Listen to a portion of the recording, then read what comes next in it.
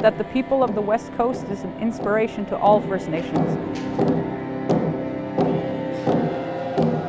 If people are lost in their lives, they should come here. Come for a visit, see this land, see what it could be. And we are not going extinct, and it is not all gone. I'm not sure what I did for them, but what they did for me is something I'll carry for the rest of my life.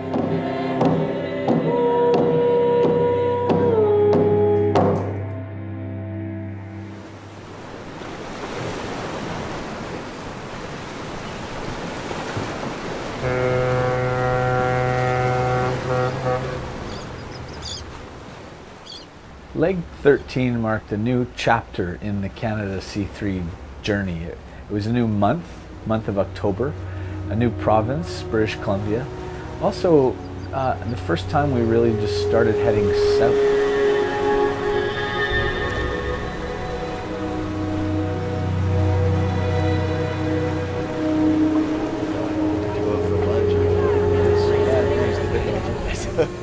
We were blessed with 3 incredible sunny days, blue sky, which apparently doesn't always happen in Prince Rupert.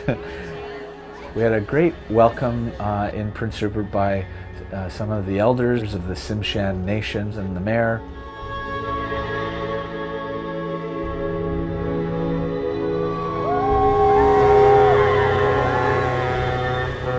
From Prince Rupert, we sailed across the Hecate Strait over to Haida.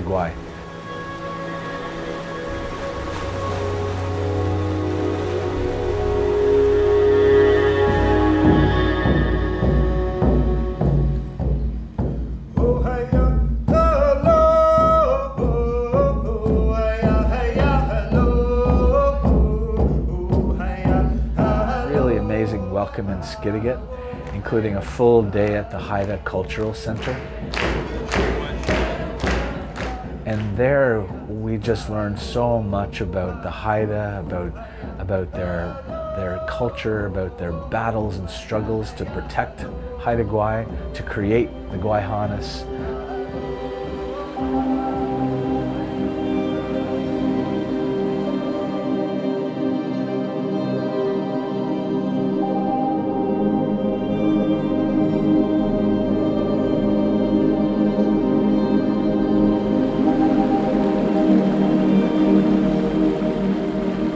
Well, there's 2 clans, The Raven clan came from Schoolage right out of the ocean.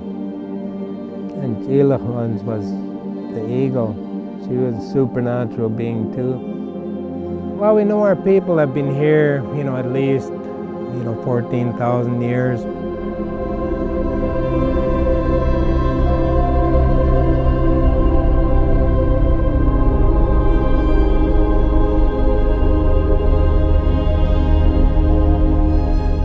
Haida Gwaii. For me, it feels like I'm guessing how people feel when they visit Jerusalem or a holy city. Like for me, that was the Holy Land. Rainforest that covered in moss. It looks like a dream. Like you can just lay your head in and fall asleep in the trees almost. It's a really, really powerful place, a really spiritual place, perhaps the most spiritual place I've ever visited.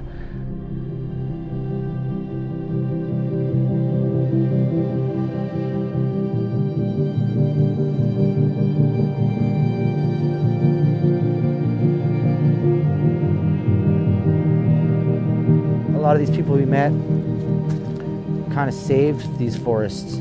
They show up and they do incredible actions to stop what's going on. And I think Canadians probably take it way for granted. What they've actually accomplished is not just for their communities, but it's for all of us. And Windy Bay is where the Haida Nation celebrated winning that battle to protect Gwaii, and as a result there's this beautiful totem pole that was erected there to mark that victory.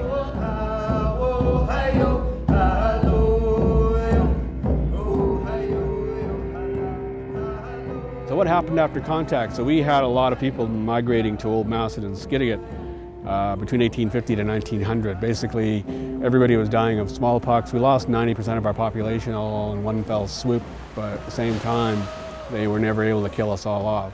You know, we're still here. There was 600 people that were left from that time period, and we're always grateful to those 600 people for always, you know, maintaining the strength of who we are.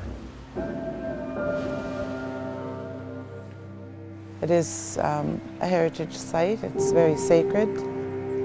Quite another thing to take in personally, to know that someone has lived here and we get to see what they have left for us, and to be able to have that shared with us is quite emotional for me, as there's a lot of pain and suffering, and we still see those effects today, not just here in Xai'xais and Haida, but also in the Nation Nation, the Gitga'at Nation, Heiltsuk Nation, Haida, New Heiltsuk.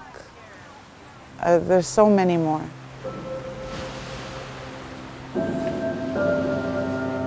Mostly I feel as a newcomer responsible to learn about reconciliation, about indigenous history in this country.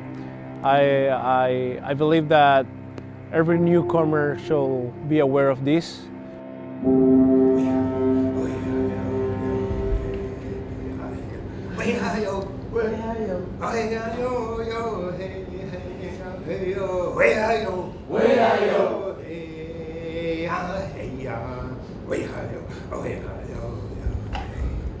Got it?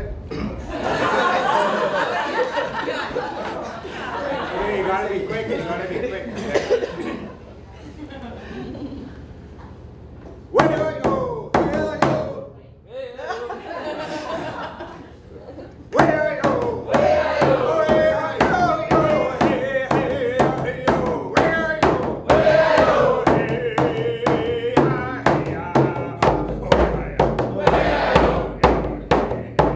From there, we went back across the Hecate Strait, back to mainland BC, en route to Hartley Bay.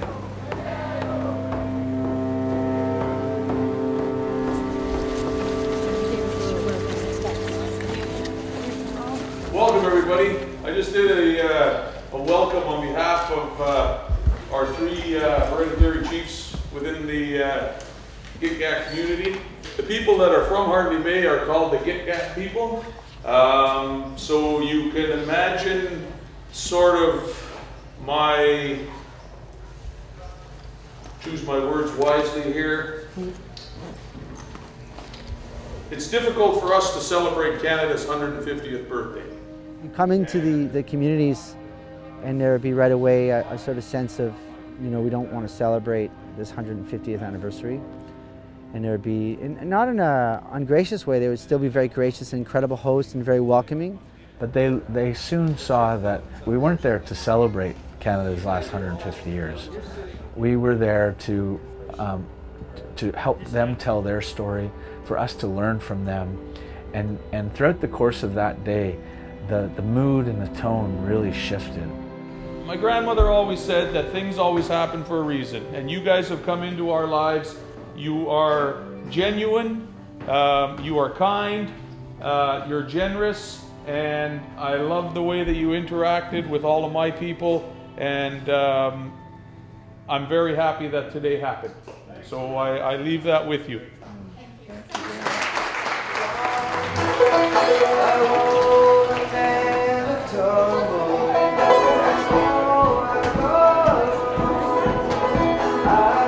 We stayed at anchor that night because the next morning was our day to go into the Great Bear Rainforest.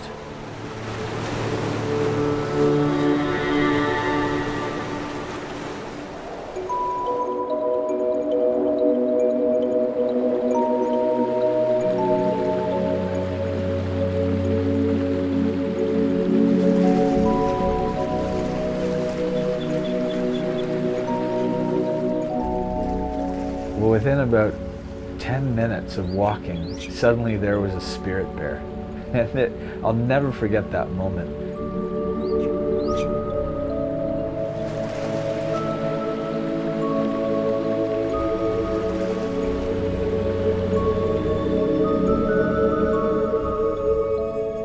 Le fait de savoir qu'il en restait seulement à peu près 400 au monde, puis que seulement 40 de ces garçons-là étaient blancs, puis que durant cette journée-là, on a eu la chance d'en voir 3. Je pense je me sens vraiment très privilégié. This is an old bear. It's 17 years old, they believe, and she is looking for salmon. Time had no meaning for the rest of that day. You were immersed in that ecosystem and you felt how everything is interconnected. It's definitely transformed my understanding of ecology and habitat. I feel a tremendous responsibility to share with my students the importance of preserving habitat and to really also highlight the role in which the First Nations people in this area have acted as guardians. You know, now I feel like, yeah, we were really privileged to see them, and protecting them means protecting this whole environment. It means protecting this entire Great Bear Rainforest. It means protecting all the salmon, it means protecting all the oceans, it means the climate, it means everything.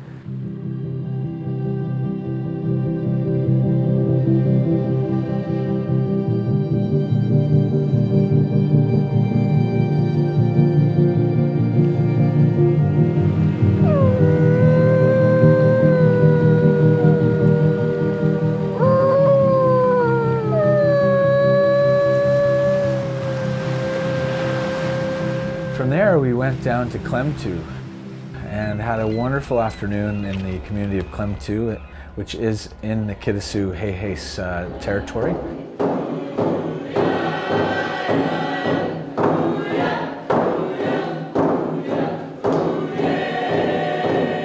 We experienced this place as a team, as a family.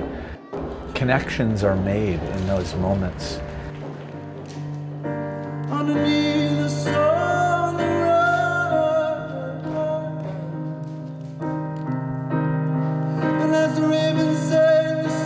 In fact, on this trip, most of the time I spent making up songs instead of playing my own songs, and I just felt like connecting with the people that I was with and the places I was with and singing the songs of where I was. And I played in some of the most beautiful spaces I've ever seen, these long houses with fire pits in the middle. And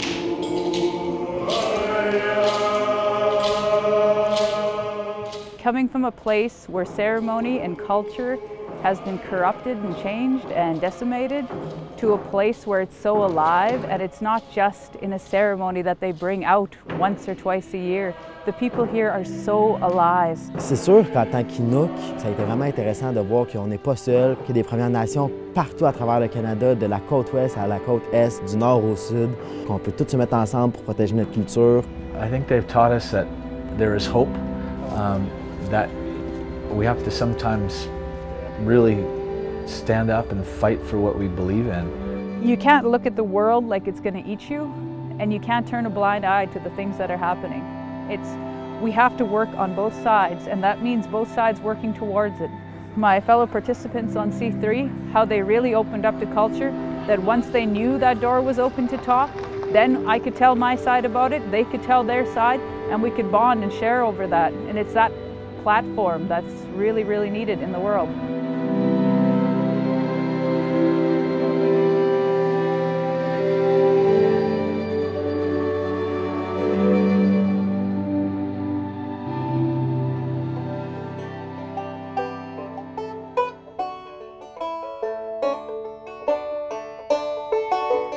I call a holy ship, one that would take a trip to look inside from 3 coastlines.